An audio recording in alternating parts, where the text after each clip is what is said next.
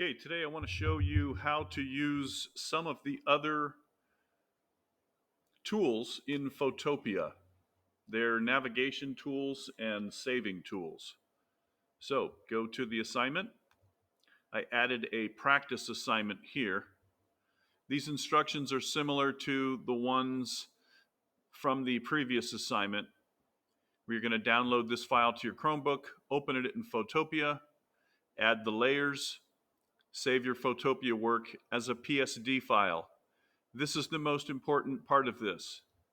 Please, for now, always save your file as a PSD file. So I'm going to click on this manga boy to see what this looks like. If your computer isn't already set to it, select, we're going to go to Photopea directly from the open file. If it's not in there, select Connect More Apps.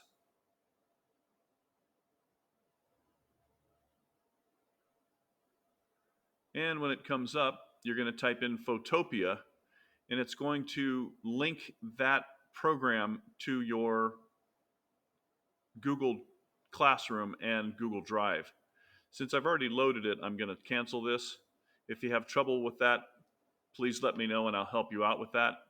It's working really slow right now, so I'm going to bypass that because it's already up here, open with Photopea.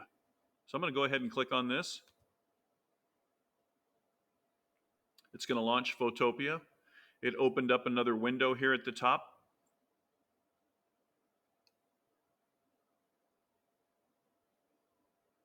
The first thing I'm going to do is go to my layers palette over here.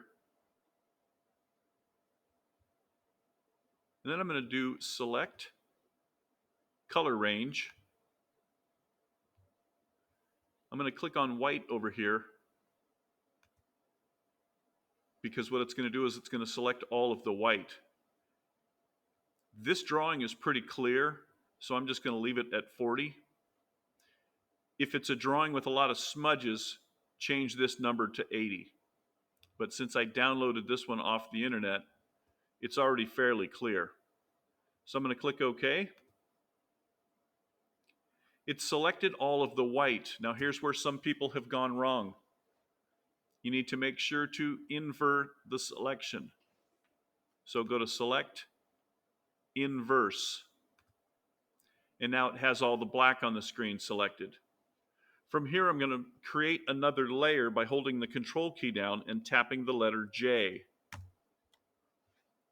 You'll notice that it created another layer over here. I'm going to double click where it says Layer 1 and change this to Ink. And then hit the Return key. Then I'm going to click on Background. Down here at the bottom, I'm going to click on New Layer. Double click where it says on the text Layer 1 and change this to white background or white back. And hit Enter. Then I'm going to click it one more time down here at the bottom. Double click Layer 1. And I'm going to call this one Color.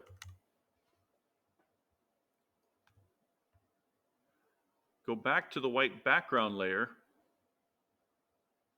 Make sure that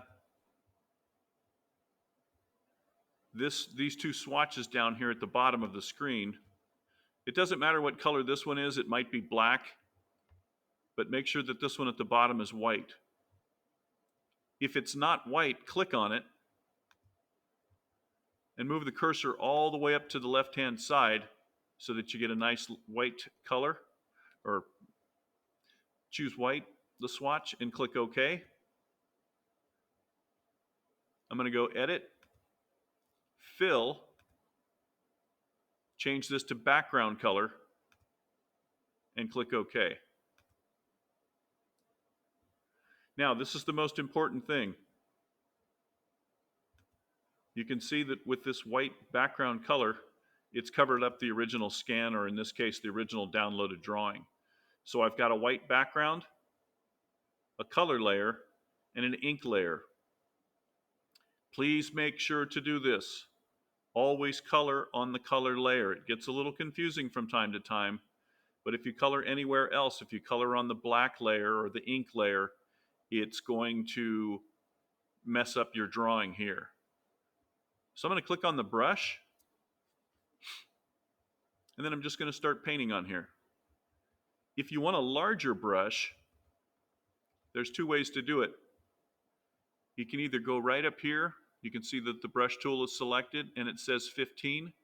If you click on that little downward triangle, you can move the size up, and that'll give you a very large brush. The other way to do this is to use the right bracket tool, which is right underneath the plus and equal sign on your keyboard. So if I want a bigger brush, I can tap the right bracket. If I want a smaller brush, I can tap the left bracket.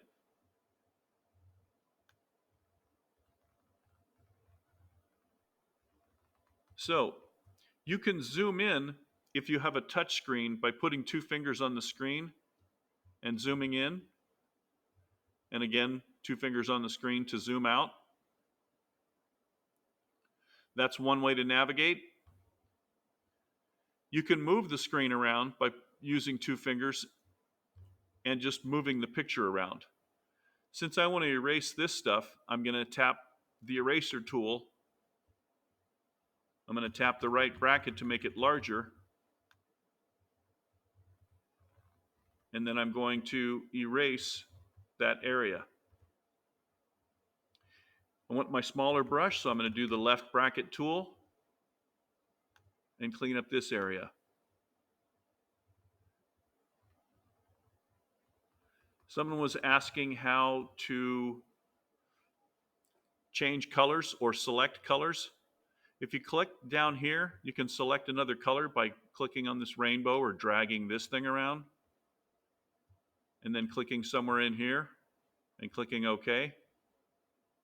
Here's the fun part. Keyboard shortcuts. Make sure I have the brush tool. So the background could be blue. In this case, there's no frame around this drawing. I'll show you how to add a frame later.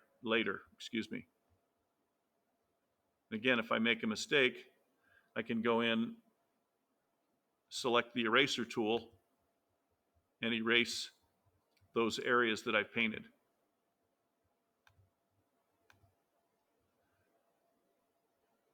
So let's say I've got a couple of different blues on here.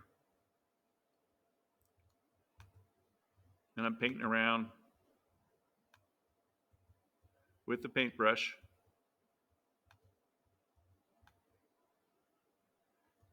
And I'm not sure what this blue is because it's no longer in the palette. You can use what's called the eyedropper tool, which I don't currently see as a choice on here. But notice how when I roll over the tool, it gives me a little dialog box and it says the letter B. The letter B is a shortcut for the brush tool. The letter E is the shortcut for the eraser tool. The eyedropper tool, even though it starts with the letter E, is selected by tapping the letter I on your keyboard. And you'll notice that up here is where the eyedropper tool is. With the eyedropper tool, you can click and watch what happens down here when I click this blue. It changes to that blue. If I click on the pink, it changes to that pink. So the eyedropper tool again is the letter I. If I want to paint again, now that I've got the pink color selected, I can tap the letter B and it'll give me my brush again. If I make a mistake, I can tap the letter E to get the eraser tool. The other way to zoom in and out is to hold the control key down with your left hand and tap the plus or the minus on the keyboard. If I want to see the whole picture, I can do Control 0 and it'll give me the whole picture. One other thing I want to show you, sometimes you don't want to see all these tools and menus and stuff.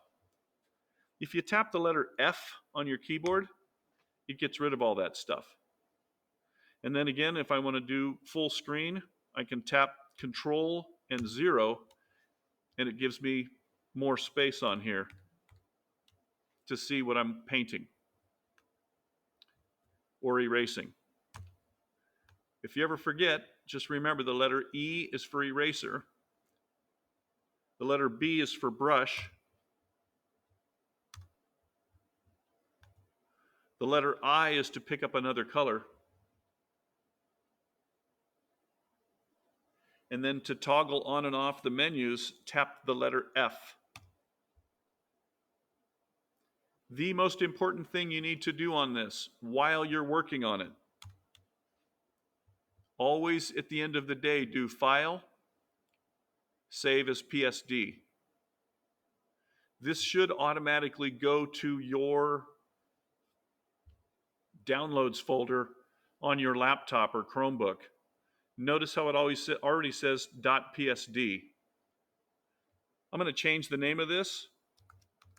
I'm going to call it Practice 1. I'm going to do an underscore, which is Shift minus.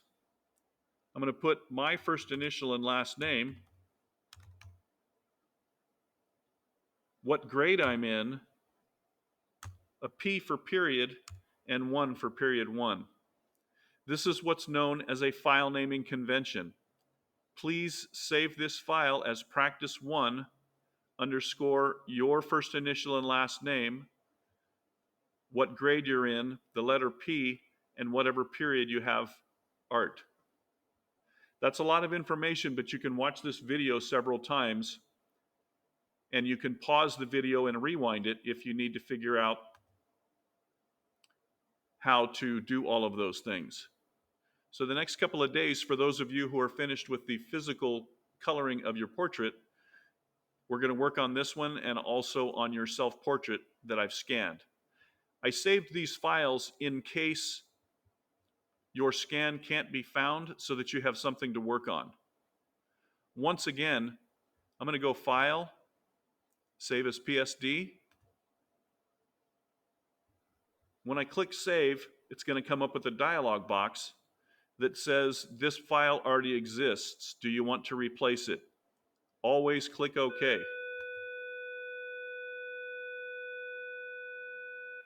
Perfect timing. There's the bell. Got to run. If you have any questions, you can ask in class. Otherwise, watch the video, pause it when you need to, or rewind it, and then you can sort of go back and forth between your drawing or this cartoon and the video.